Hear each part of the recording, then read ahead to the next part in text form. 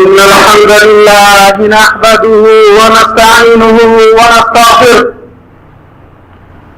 ونعوذ بالله من شرور أنفسنا ومن سيئات أعمالنا من يهده الله فلا مضل له ومن يضلله فلا هادي له وأشهد أن لا إله إلا الله وحده لا شريك له وأشهد أن محمدا عبده ورسوله أما بعد فإن خير الحديث كتاب الله وخير الهدي هدي محمد صلى الله عليه وسلم وشر الأمور محدثاتها وكل محدثة بدعة وكل بدعة ضلالة وكل ضلالة في النار. يا أيها الناس اتقوا ربكم الذي خلقكم من نفس واحدة وخلق منها زوجها وبث منهما رجالا كثيرا ونساء واتقوا الله الذي تساءلون به والأرحام إن الله كان عليكم رقيبا. يا أيها الذين آمنوا اتقوا الله وقولوا قولا سديدا يصلح لكم أعمالكم ويغفر لكم ذنوبكم ومن يطع الله ورسوله فقد فاز فوزا عظيما. يا أيها الذين آمنوا اتقوا الله حق تقاته ولا تموتن إلا وأنتم مسلمون. أعوذ بالله من الشيطان الرجيم. بسم الله الرحمن الرحيم. ألف لام ميم. ذلك الكتاب لا ريب فيه هدى للمتقين. وقال النبي صلى الله عليه وسلم من قرأ حرفا من كتاب الله فله حسنة والحسنة بعشر أمثالها. لا أقول ألف لام ميم حرف ولكن ألف حرف ولام حرف وميم حرف. رواہ الترمذی. برادران اسلام اور دینی و ملی بھائیوں، محترم بزرگوں اور دوستوں، ساتھیوں، اللہ سبحانہ و تعالیٰ کا یہ فضل اور اس کا احسان ہے کہ اس نے ہمیں اس دنیا کے اندر پیدا فرمایا اور ہماری رہنمائی کے لیے، ہمیں سیدھی راہ دکھانے کے لیے اور جہنم سے بچانے کے لیے مختلف زمانوں میں، مختلف قوموں میں رسولوں کو بھیجتا رہا، نبیوں کو بھیجتا رہا، اور اس نے مختلف صحیفے اور ہدایت کے چشمے، مختلف کتابیں اس دنیا کے اندر نازل فرمائیں. ان کتابوں میں سب سے آخری کتاب قرآن کریم، جو ساری دنیا کے لیے ہدایت اور رہنمائی کی کتاب ہے، اللہ کا مقدس کلام ہے، جسے جبرائیل علیہ السلام نے اللہ سبحانہ و تعالی سے سن کر حرفاً اور صوتاً، اللہ کی آواز میں سن کر، اللہ کے کلام کو اللہ کی آواز میں سن کر جبرائیل علیہ السلام نبی کریم صلی اللہ علیہ وسلم کے پاس لے کر کے آئے. اور جس رات یہ کتاب نازل ہوئی، اس رات کو اللہ سبحانہ وتعالی نے 1000 مہینے کی راتوں سے بہتر قرار دیا. جس رات میں یہ کتاب اللہ سبحانہ وتعالی نے نازل فرمائی، اس رات کو اللہ سبحانہ وتعالی نے 1000 مہینے کی راتوں سے بہتر قرار دیا. میرے بھائیوں، قرآن کریم کی فضیلت اور اس کا مقام اور مرتبہ جاننے کے لیے یہی کافی ہے کہ اللہ سبحانہ و تعالیٰ نے جس گھڑی اور اس رات میں اس کتاب کو آسمانی دنیا پر نازل فرمایا، اس رات میں آسمانی دنیا سے یہ کتاب دنیا کے اندر اترنا شروع ہوئی، اس رات کو اللہ سبحانہ و تعالیٰ نے 1000 مہینے کی راتوں سے زیادہ بہتر قرار دیا۔ اللہ سبحانہ و تعالیٰ اس کتاب کا تعارف کرواتے ہوئے اور اس کتاب کی حقانیت کو بیان کرتے ہوئے قرآن کے شروع میں سورہ بقرہ کی پہلی آیتوں میں اللہ نے بیان فرمایا ذالک الکتاب لا ریب فیہ، ذالک الکتاب لا ریب فیہ ھدی للمتقین۔ اس کتاب کے اللہ کلام ہونے میں، اللہ کا کلام ہونے میں اور اللہ کی طرف سے اترنے میں کوئی شک نہیں۔ اس کتاب کے اندر کسی قسم کے شک و شبہے کی گنجائش نہیں، اس کتاب کے اندر گمراہیت اور غلط کی گنجائش نہیں، اس کتاب کے اندر جھوٹ کی گنجائش نہیں۔ میرے بھائی اللہ علیہ، یہ قرآن کے برحق ہونے میں، اس کتاب کے برحق ہونے میں کوئی شک نہیں۔ دنیا کی کتابیں، لوگوں کی لکھی ہوئی کتابیں غلط ہو سکتی ہیں، لوگوں کے کلام میں غلطی باتیں ہو سکتی ہیں، مگر اللہ کا کلام غلطیوں سے پاک ہے۔ یہ قرآن کریم غلطیوں سے پاک ہے، اس کے سچ ہونے میں، اس کے برحق ہونے میں کوئی شک نہیں۔ ھدی للمتقین، یہ کتاب ہدایت دیتی ہے، یہ کتاب ہدایت کا چشمہ ہے ان لوگوں کے لیے جن کے دلوں میں اللہ کا خوف ہوتا ہے، جن کے دلوں میں اللہ کا ڈر ہوتا ہے، اللہ کا خوف ہوتا ہے، وہ اس کتاب سے ہدایت پاتے ہیں۔ اور ایک دوسری آیت میں فرمایا ھدی للناس، یہ کتاب لوگوں کو ہدایت دینے والی، وبینات من الہدی والفرقان، اور یہ کتاب ہدایت کی باتوں کو کھول کھول کر بیان کرنے والی ہے، والفرقان، اور حق و باطل کے درمیان فرق کرنے والی کتاب ہے۔ میرے بھائیو، قرآن کریم میں اللہ سبحانہ وتعالیٰ نے قرآن کے مختلف اوصاف بیان فرمائے ہیں۔ کئی فرمایا قرآن مبارک ہے، قرآن رحمت ہے، قرآن شفا ہے، قرآن باعث ہدایت ہے، قرآن فرقان ہے، قرآن تنزیل ہے، قرآن مہیمن ہے۔ قرآن کریم کے مختلف اوصاف اللہ سبحانہ وتعالیٰ نے قرآن کے اندر بیان فرمائے ہیں، جس سے قرآن کا فائدہ معلوم ہوتا ہے، قرآن کی فضیلت معلوم ہوتی ہے اور قرآن کا مقام و مرتبہ معلوم ہوتا ہے۔ یہ کتاب ہدایت دینے والی ہے ان لوگوں کو جن کے دلوں میں اللہ کا خوف ہوتا ہے۔ آج صحابہ کرام کے واقعات سنیں، بہت سارے صحابہ قرآن کو سن کر اسلام قبول کیے۔ قرآن کے دشمن تھے، جو اسلام کے دشمن تھے، مسلمانوں کے دشمن تھے، جو کفر کے سردار تھے، وہ لوگ قرآن سننے کے لیے رات کی تاریکیوں میں، رات کے اندھیروں میں رسول اللہ صلی اللہ علیہ وسلم کے گھر کے پاس بیٹھ کر، گھر کے باہر بیٹھ کر وہ آپ کی تلاوت کو سنا کرتے تھے۔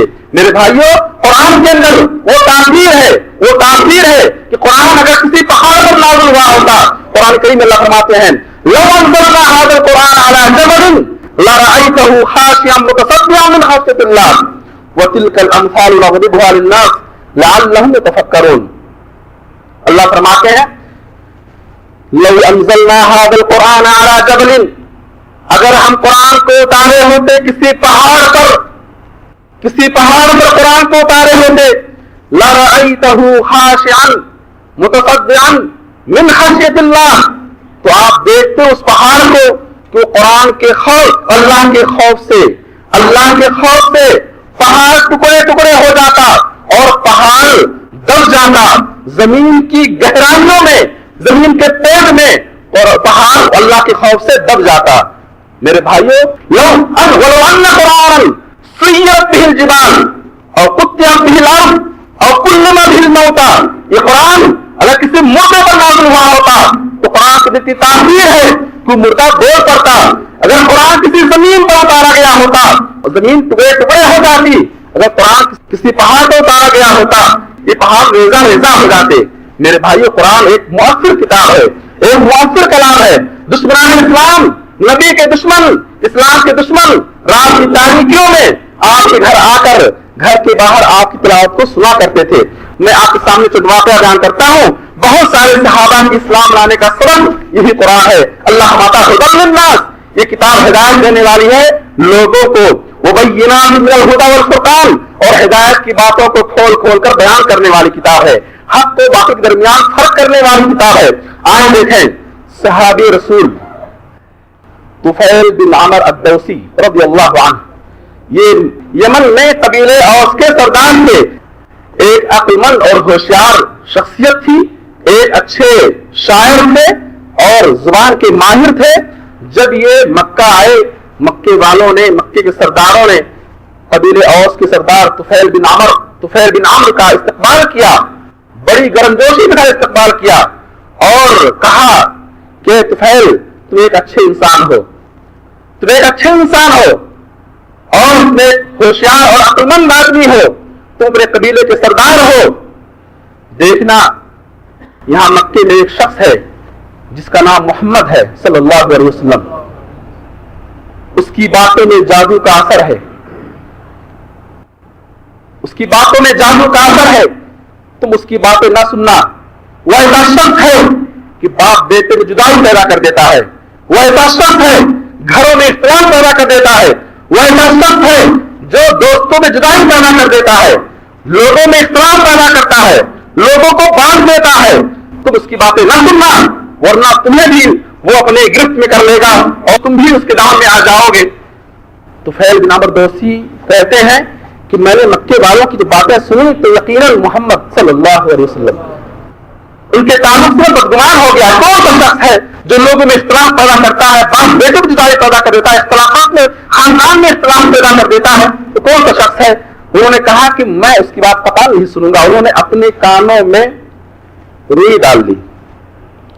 حال یہ تھا کہ مکے گلیوں میں چلتے تھے اور کانوں میں روئی پڑی ہوتی تھی کہ کہیں محمد صلی اللہ علیہ وسلم کا کلام, کہیں قرآن جو سنا رہے ہیں کہیں ہمارے کانوں میں نہ پڑ جائے. میں ایسے شخص کی بات کبھی نہیں سن سکتا جو اختلاف کی باتیں کرتا ہے, جو باپ بیٹے میں جدائی پیدا کر دیتا ہے, جو خاندان میں پھوٹ ڈالتا ہے. میں ایسے کی بات قطعاً نہیں سنوں گا. چنانچہ ایک مرتبہ اللہ کے نبی صلی اللہ علیہ وسلم خانہ کعبہ کے صحن میں قرآن کی تلاوت کر رہے تھے. طفیل بن عمرو الدوسی حرم میں پہنچتے ہیں, مسجد حرام میں خانہ کعبہ کے پاس, اور تھوڑی بہت آواز, تلاوت کی آواز ان کانوں میں پڑ جاتی ہے.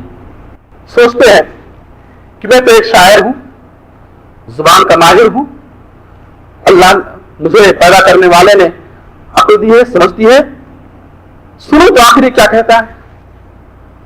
انہوں نے اپنے کان سے روئی نکالی اور قرآن کریم کی آیتیں سننے کے لیے بیٹھ گئے.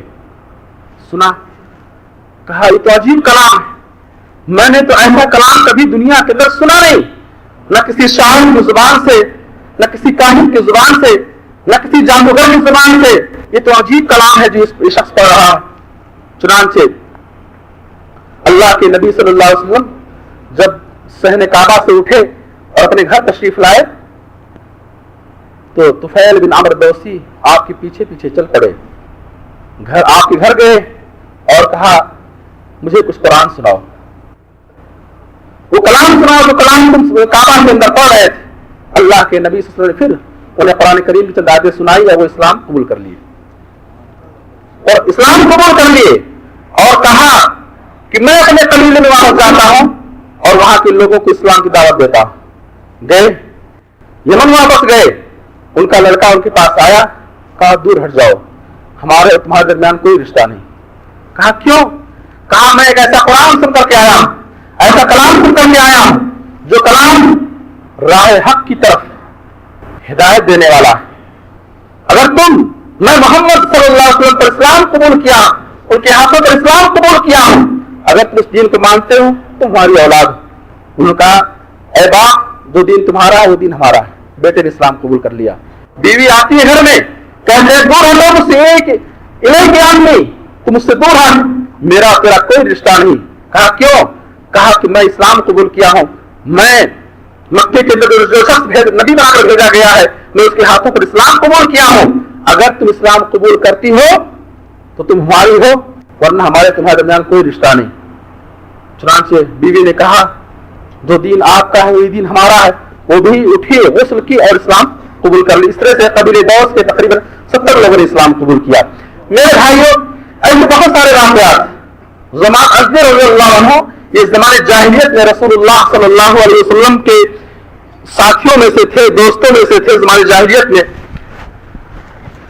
جب آپ نبی بنائے گئے اور کچھ عرصے کے بعد وہ پھر جب مکہ واپس آئے تو مکے والوں نے ضماد ازدی کو رسول اللہ صلی اللہ علیہ وسلم سے متنفر کیا اور کہا کہ محمد کی بات نہ سننا، محمد کی بات نہ سننا، وہ کاہنوں اور جادوگروں کی باتیں کرتا ہے، کاہنوں جیسی باتیں کرتا ہے، جادوگروں جیسی باتیں کرتا ہے، اس کی بات سنتا ہے وہ گمراہ ہو جاتا ہے، بھٹک جاتا ہے۔ اللہ کے نبی صلی اللہ علیہ وسلم صحن کعبہ میں قرآن کریم پڑھ رہے تھے، ضماد ازدی پرانے دوست تھے، پرانے ساتھی تھے، گئے، کہا کیا پڑھ رہے ہو؟ رسول اللہ صلی اللہ علیہ وسلم نے انہیں کچھ آیتیں پڑھ کر سنائی۔ ضماد ازدی بہت غور سے ان آیتوں کو سنتے تھے، اس کلام کو سن رہے تھے، پھر کہا دوبارہ سناؤ، دوبارہ آپ نے پھر وہی آیتیں تلاوت کی، کہا پھر سناؤ۔ 3 بار انہوں نے آپ سے طلب کیا کہ آپ ہمیں قرآن کریم کی آیتیں سنائیں، وہی آیتیں آپ 3 بار دوبارہ سے بارہ سنائے، اور انہوں نے کہا کہ کلام تو ایسا کلام ہے، واللہ میں نے کاہنوں کے کلام کو سنا ہے، جادوگروں کے کلام کو سنا ہے، شاعروں کے کلام کو سنا ہے، واللہ ان کی باتیں تو ایسی نہیں ہوتی، یہ بات تو ایسی ہے جو دل ہی میں نہیں بلکہ سمندر کی تہ تک پہنچ جانے والی۔ ضماد ازدی نے کہا یہ کلام ایسا کلام ہے جو دل میں نہیں بلکہ سمندر کی آخری تہ تک پہنچ جانے والا کلام ہے، اور فوراً نے اسلام قبول کر لیا۔ اسید بن حضیر رضی اللہ عنہ اسلام قبول کیے قرآن سن کر کے، اور قرآن سے متاثر ہو کے انہوں نے اسلام قبول کیا۔ جب یہ اسلام قبول کر لیے تو قرآن کے ہو کر رہ گئے، رات و دن ان کا مشغلہ قرآن تھا۔ ایک مرتبہ رات میں سورہ کہف پڑھ رہے تھے، بڑی خوش الہانی کے ساتھ اچھی آواز میں قرآن پڑھ رہے تھے، دیکھتے ہیں کہ آسمان سے قندیلیں روشن ہوتی ہوئی نازل ہو رہی ہیں، آسمان سے قندیلیں نازل ہو رہی ہیں۔ انہوں نے دیکھ کر تلاوت کو بند کر دیا۔ صبح ہوئی اور رسول اللہ صلی اللہ علیہ وسلم کی بارگاہ میں حاضر ہوئے اور کہا اے اللہ کے نبی صلی اللہ علیہ وسلم، میں رات میں قرآن پڑھ رہا تھا اور میں نے دیکھا کہ آسمان سے قندیلیں نازل ہو رہی۔ آپ نے کہا وہ فرشتے تھے جو تمہاری تلاوت کو سننے کے لیے آ رہے تھے، اگر تم تلاوت جاری رکھتے تو فرشتے تم سے اتنے قریب ہو جاتے کہ لوگ انہیں دیکھ لیتے۔ میرے بھائیوں، یہ قرآن معمولی کلام نہیں، یہ اللہ کا مقدس کلام ہے، اللہ کا مقدس کلام ہے، اللہ کی بات ہے، جسے جبرائیل علیہ السلام نے سن کر کے رسول اللہ صلی اللہ علیہ وسلم کے پاس 23 سال تک اس قرآن کو لاتے رہے، اور قرآن لوگوں کو راہ حق کی طرف، جنت کی راہ کی طرف، اللہ کی طرف رہنمائی کرنے والی کتاب ہے۔ اس قرآن کے تعلق سے بے شمار آیات اور احادیث موجود ہیں جس سے قرآن کا مقام واضح ہوتا ہے۔ قرآن کریم کی صفت اللہ سبحانہ وتعالیٰ نے رحمہ، یہ قرآن رحمت والی کتاب ہے۔ وَنُنَزِّلُ مِنَ الْقُرْآنِ مَا هُوَ شِفَاءٌ وَرَحْمَةٌ لِّلْمُؤْمِنِينَ، ہم قرآن کو نازل کر رہے ہیں، اس قرآن میں کچھ آیتیں ایسی ہیں، کچھ کلام ایسے ہیں جو مومنوں کے لیے شفا ہیں، دلوں میں پیدا ہونے والے شبہات اور دلوں میں پیدا ہونے والی بیماریوں کے لیے یہ شفا ہے، قرآن شفا ہے، وہ رحمت، اور مومنوں کے لیے قرآن کیا ہے؟ رحمت۔ قرآن پڑھنے سے، قرآن سننے سے، قرآن سیکھنے سے، قرآن سمجھنے سے، قرآن کی آیتوں پر غور کرنے سے، تدبر کرنے سے، اس کے معانی کو سمجھنے سے، اس پر عمل کرنے سے اللہ کی رحمت نازل ہوتی ہے۔ وَإِذَا قُرِئَ الْقُرْآنُ فَاسْتَمِعُوا لَهُ وَأَنصِتُوا لَعَلَّكُمْ تُرْحَمُونَ، جب قرآن پڑھا جائے خاموشی سے سنو، غور سے سنو، تم پر رحم کیا جائے گا۔ قرآن سننے سے بھی اللہ کی رحمت حاصل ہوتی ہے، قرآن پڑھنے سے بھی اللہ کی رحمت حاصل ہوتی ہے۔ اور میرے بھائیوں، قرآن یہ دلوں میں پیدا ہونے والے شبہات کے لیے شبہات کا علاج ہے، کفر کا علاج ہے، شرک کا علاج ہے، گمراہی کا علاج ہے، اور ایسے ہی جسمانی علاج بھی ہے، بیماریوں کا علاج۔ قرآن شفا ہے، قرآن شفا ہے۔ قرآن پڑھنے سے بہت سارے جسمانی امراض، جسمانی بیماریاں اور تکلیفیں بھی کیا دور ہوتی ہیں۔ قرآن پڑھنے سے دلوں کو سکون ملتا ہے، دلوں کو اطمینان ملتا ہے۔ الذین آمنوا وتطمئن قلوبهم بذکر اللہ، الا بذکر اللہ تطمئن القلوب، مومنوں کے دلوں کو اللہ کے ذکر سے اطمینان ملتا ہے، اور سن لو، اللہ کو یاد کرنے سے دلوں کو اطمینان ملتا ہے۔ قرآن سب سے افضل ذکر ہے، اللہ کا کلام سب سے افضل ذکر ہے، سب سے بہتر ذکر ہے۔ قرآن پڑھنے سے، اللہ کو یاد کرنے سے، اللہ کلام پڑھنے سے دلوں کو سکون ملتا ہے، دلوں کو اطمینان ملتا ہے۔ کن کے دلوں کو؟ الذین آمنوا وتطمئن قلوبهم بذکر اللہ، ان کے دلوں کو اطمینان ملتا ہے جن کے دلوں میں ایمان ہوتا ہے، جن کے دلوں میں توحید ہوتا ہے، ان کے دلوں کو میرے بھائیوں قرآن پڑھنے سے اطمینان حاصل ہوتا ہے، اطمینان ملتا ہے، سکون ملتا ہے۔ اور قرآن سننے سے، قرآن پڑھنے سے ایمان میں اضافہ ہوتا ہے۔ اللہ فرماتے ہیں انما المؤمنون الذین اذا ذکر اللہ وجلت قلوبهم واذا تلیت علیہم آیاتہ زادتہم ایمانا وعلی ربہم یتوکلون۔ مومن وہ ہیں جب ان کے سامنے اللہ کا ذکر ہوتا ہے، مومنوں کے سامنے جب اللہ کا نام لیا جاتا ہے، اللہ کا ذکر سنتے ہیں، سوتے نہیں ہیں، متنفر نہیں ہوتے ہیں۔ مومن کی یہ پہچان نہیں ہے کہ اللہ کا ذکر سن کر کے دلوں میں اکتاہٹ محسوس کرے اور دل نہ لگے۔ مومن وہ نہیں ہے جو اللہ کا ذکر سن کر کے اور بھاگ جائے۔ مومن کی پہچان یہ نہیں ہے کہ وہ اللہ کا نام سن کر کے بھاگے، اعراض کرے، منہ موڑے، دلوں میں نفرت پیدا ہو۔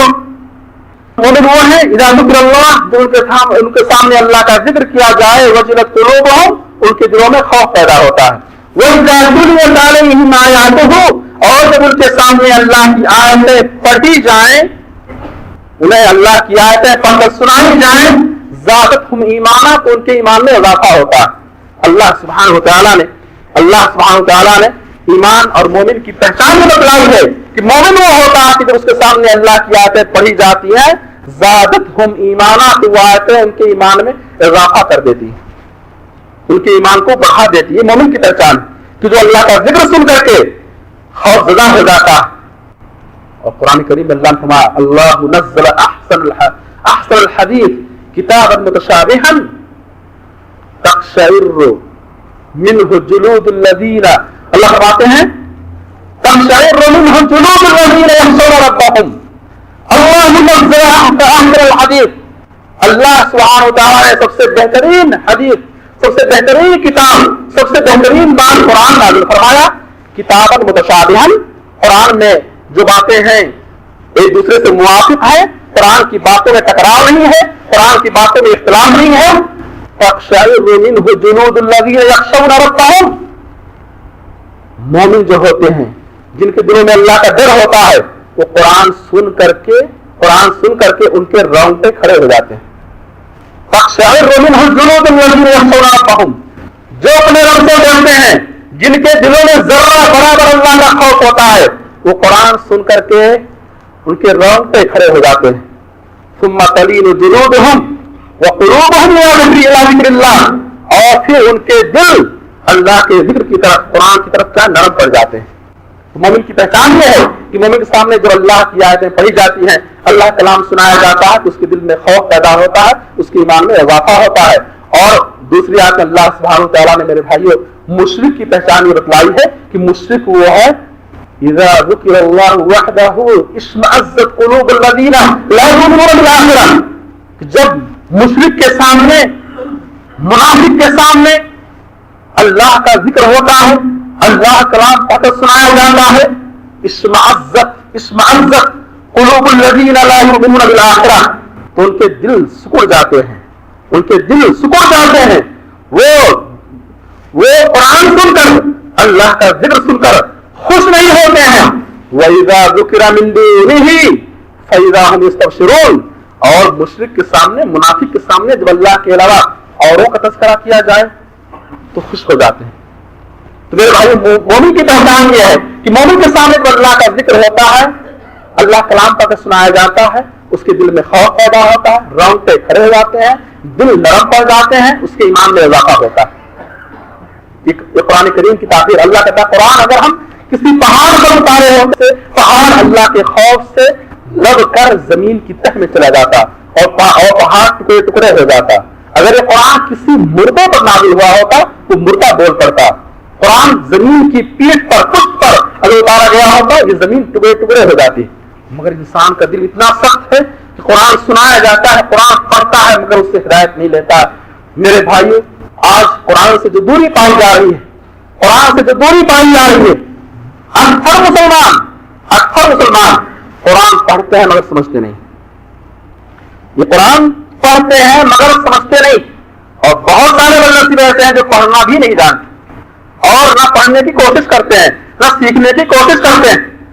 خیرکم من تعلم القرآن وعلمہ، تم میں سب سے بہتر ہے وہ شخص جو قرآن کو سیکھے اور وعلمہ اور اسے سکھائے۔ خیرکم، کوئی بھی شخص ہو، اللہ کے نبی صلی اللہ علیہ وسلم نے خیریت کی نشانی بتلائی، اور سب سے بہترین شخص اسے قرار دیا جو قرآن کو سیکھتا، جو قرآن کو پڑھتا اور سیکھنے کے بعد دوسروں کو سکھاتا۔ ان اللہ یرفع بہذا الکتاب اقواما ویضع بہ آخرین، صحابی رسول عمر فاروق رضی اللہ عنہ کہتے ہیں ان نبیکم قد قال، تمہارے نبی نے بات کہی ہے، ان اللہ یرفع بہذا الکتاب اقواما، اللہ اس قرآن کے ذریعے قوموں کو بلندی عطا فرماتا ہے، اس قرآن کے ذریعے قوموں کو بلندی عطا فرماتا ہے، لوگوں کو ترقی دیتا ہے۔ یرفع بہذا الکتاب اقواما، اللہ اس قرآن کے ذریعے لوگوں کو بلندی عطا فرماتا ہے، ویضع بہ آخرین، اور اس قرآن کے چھوڑنے کی وجہ سے، اس قرآن کے چھوڑنے کی وجہ سے اللہ ذلیل اور رسوا کر دیتا ہے، فخر کر دیتا ہے، مغلوب کر دیتا ہے، اور دشمن ان کے اوپر مسلط ہو جاتا ہے۔ میرے بھائیوں، کس کا فرمان ہے؟ اللہ کے نبی صلی اللہ علیہ وسلم، وہ معزز تھے زمانے مسلمان ہو کر، اور ہم خار ہوئے تارک قرآن ہو کر، قرآن کو چھوڑ کر ہم نے قرآن کو چھوڑ دیا، آج ذلیل رسوا۔ من لم يحكم بما انزل الله فاولئك هم الفاسقون، جو اللہ کی اتاری ہوئی کتاب کے مطابق فیصلہ نہیں کرے گا، جو اللہ کی اتاری ہوئی کتاب کے مطابق فیصلہ نہیں کرے گا، ایسے لوگ فاسق ہیں، کئی فرمایا اللہ نے ایسے لوگ ظالم ہیں، پھر فرمایا اللہ ایسے لوگ کافر ہیں۔ میرے بھائیوں، ان اللہ یرفع بہذا الکتاب اقواما ویضع بہ آخرین، اللہ اس کتاب کے ذریعے قوموں کو بلندی عطا فرماتا ہے، اور اس کتاب کے ذریعے کچھ لوگوں کو ذلیل اور رسوا کرتا ہے۔ اس قرآن کے پڑھنے پر اللہ سبحانہ وتعالیٰ نے جو اجر و ثواب رکھا ہے، وہ کسی اور کتاب کے پڑھنے پر، کسی اور کے کلام کے پڑھنے پر وہ اجر و ثواب نہیں ہے۔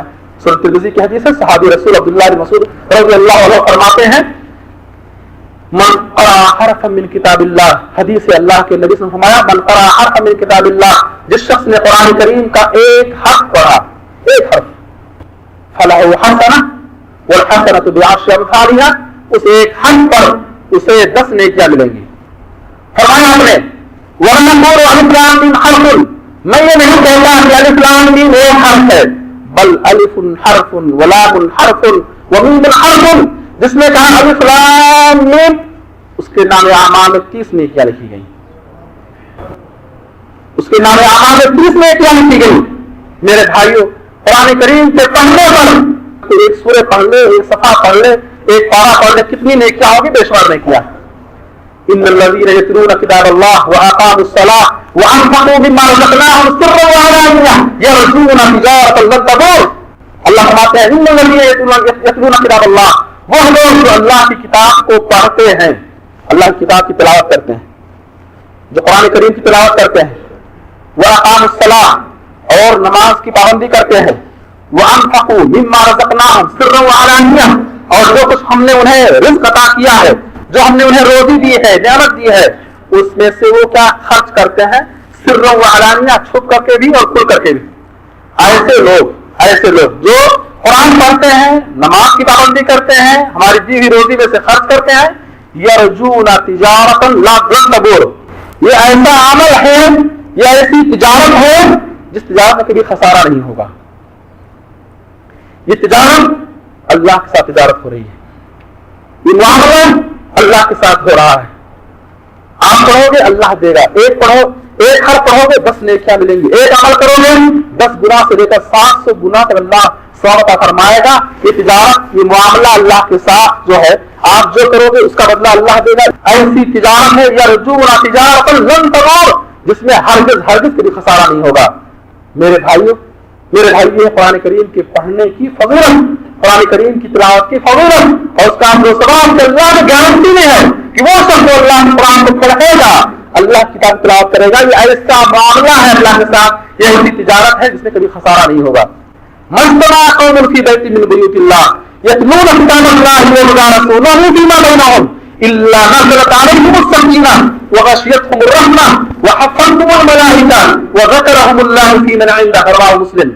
सहाबी रसूल अबू हुरैरा रज़ियल्लाहु अन्हु कहते हैं कि रसूलुल्लाह सल्लल्लाहु अलैहि वसल्लम ने फरमाया, जब भी कोई कौम अल्लाह के घरों में से किसी घर में इकट्ठा होती है, अल्लाह के घरों में से किसी घर में इकट्ठा होती है, जमा होती है किसी मस्जिद में, यतलूना किताब अल्लाह की किताब की तिलावत करते हैं, व यदरसूनहु फीमा बैनहुम, तिलावत के बाद उस उन आयतों को आपस में पढ़ते हैं, मुदारसा करते हैं, समझते हैं, सीखते हैं, उसकी मानी को समझते हैं।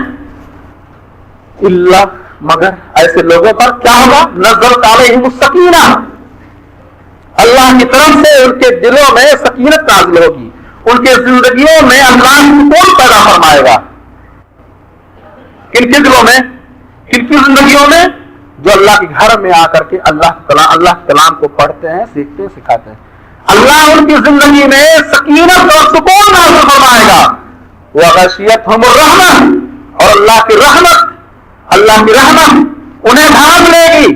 वह हफ़ज़तहुमुल मलाइका, और ऐसे लोगों पर जो अल्लाह के घर में बैठकर कुरान करीम को पढ़ते और पढ़ाते हैं, सीखते और सिखाते हैं, कुरान का इल्म हासिल करते हैं, कुरान की हिदायत हासिल करते हैं, ऐसे लोगों, ऐसी मजलिस को अल्लाह के फरिश्ते घेर लेते हैं।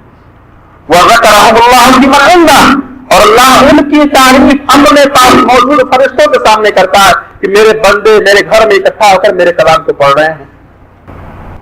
जब मजलिस खत्म होती है, क़ूमू मग़फ़ूरन लकुम, खड़े हो, तुम्हारे गुनाहों को माफ कर दिया गया है और तुम्हारी बुराइयां नेकियों में तब्दील कर दी गई है। मेरे भाइयों, ये कुरान का मकाम और कुरान की फजीलत। इसके बरअक्स अगर आप देखें माशरे का जायजा लें तो कुरान से जो दूरी पाई जा रही है, और आज कुरान की जगह लोगों की किताबों ने ले ली है।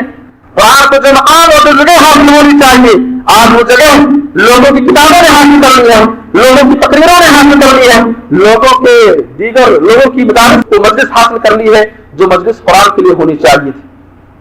और लोगों के दरमियान ये बात फैला दी गई है कि तुम कुरान को समझ नहीं सकते। कुरान समझने के लिए 7 उलूम की जरूरत है, कुरान समझने के लिए 7 उलूम की जरूरत है। तुम्हारे अंदर सलाहियत नहीं है कि तुम कुरान को समझ सको। कुरान को पढ़ोगे, नऊज़ बिल्लाह, ऐसे लोग मौजूद हैं जो कहते हैं कि कुरान को पढ़ोगे राह हक से भटक जाओगे, कुरान को पढ़ोगे गुमराह हो जाओगे, कुरान को पढ़ोगे गुमराह हो जाओगे। नऊज़ बिल्लाह, ऐसी बातें।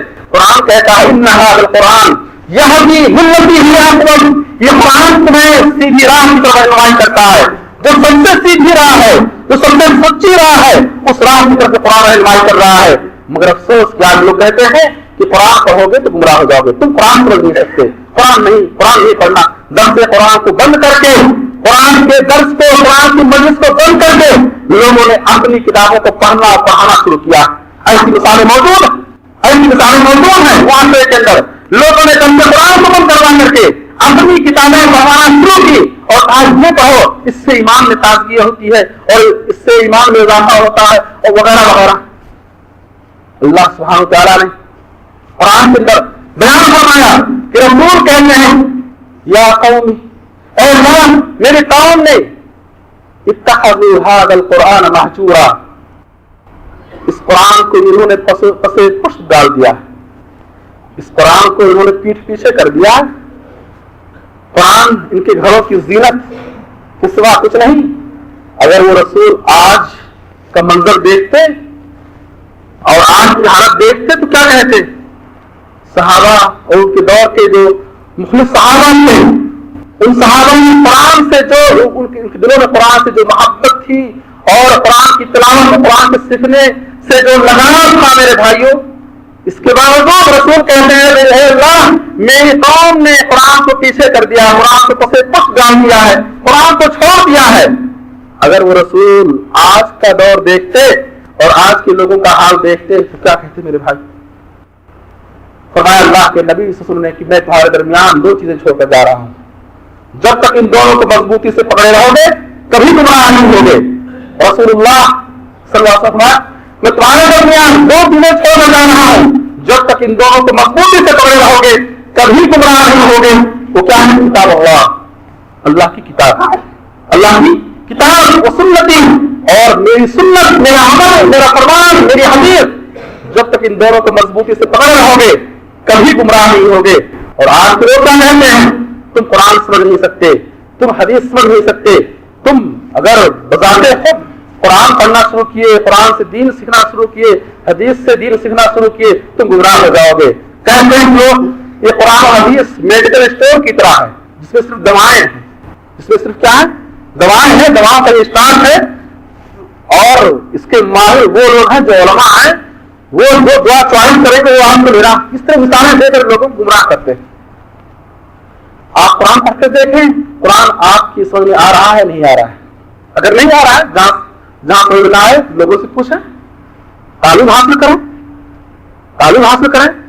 बगैर सीखने से कोई चीज हासिल नहीं, बगैर सीखे हम डॉक्टर नहीं बन सकते, बगैर सीखे आप इंजीनियर नहीं बन सकते, बन सकते, बगैर सीखे आप साइंसदान नहीं बन सकते, बन सकते हैं, नहीं बन सकते हैं। अब कोई साइंस नाम उठाकर तुम पढ़ना शुरू करे तो क्या वो साइंस समझ रहे हैं? नहीं।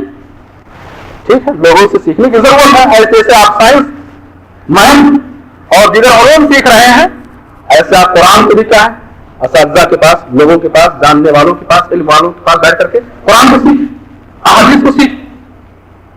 कोई कहता है कि आप अकेले कुरान सीख, और कुल बातें फैलाई जाए तुम कुरान को सीख नहीं सकते, क्यों नहीं सीख सकते हैं? वलक़द यस्सरना कुरान लिज़िक्र फहल मिन मुद्दकिर, अल्लाह ने कहा हमने कुरान को आसान बनाया है, हमने कुरान को आसान बनाया है। फहल मिन मुद्दकिर, क्या है कोई जो नसीहत हासिल करे कुरान से? क्या है कोई जो कुरान से नसीहत हासिल करे? हमने कुरान को आसान बनाया है। लोग कहते हैं कुरान बहुत मुश्किल है, तुम सीख नहीं सकते। मैं अल्लाह को कहता हूं, अल्लाह हमारी कौम को, हम सबको दीन कुरान से और कुरान के दीन से मोहब्बत पैदा करने, उसे सीखने और उसे फैलाने की तौफीक अता फरमाए। आमीन या रब्बल आलमीन। अल्लाह हम सब के दिलों में कुरान का एहतराम बसाए। अल्लाह हम सब के दिलों को कुरान के इल्म से, कुरान की नूर से मुनव्वर कर दे। आमीन या रब्बल आलमीन। अल्लाह हम सबको तौफीक दे कि हम बराह रास्त कुरान और नबी के फरमान से दीन को सीखें। आमीन या रब्बल आलमीन। रब्बना आतिना फिद दुनिया हसना व फिल आखिरति हसना व क़िना अज़ाबन्नार। रब्बना तक़ब्बल मिन्ना इन्नका अंतस समीउल अलीम व तुब अलैना इन्नका अंतत तव्वाबुर रहीम। व आखिरु दअवाना अनिल हम्दुलिल्लाहि रब्बिल आलमीन।